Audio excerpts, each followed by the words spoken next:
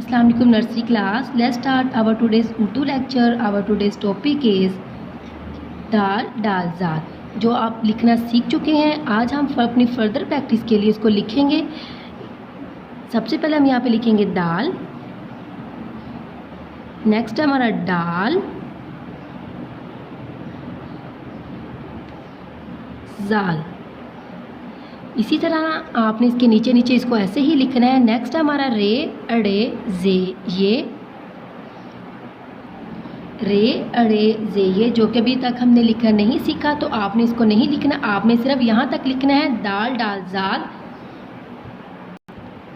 Next page पे हम ये देखें हरूफ है, हमने एक जैसे हरूफ को इनके साथ मैच करना है। ये देखिए फर्स्ट पे है दाल। अब यहाँ पे हम देखेंगे कि दाल कहाँ है। ये रहा दाल, दाल को दाल के साथ हम ऐसे मैच कर देंगे। नेक्स्ट हमारे पास डाल, डाल, यहाँ पे हम सर्च करेंगे कि डाल कहाँ है। ये ज़ाल, दाल, डाल, डाल को डाल के साथ हम मैच कर देंगे ऐसे। लास्ट पे है ज़ाल, ज़ाल। अब यहाँ में देखिए ज़ाल, ज़ाल को ज़ाल के साथ हम ऐसे मैच कर देंगे। ज़ाल, ज़ख़ीरा, दाल, द्रग, डाल, ढोल।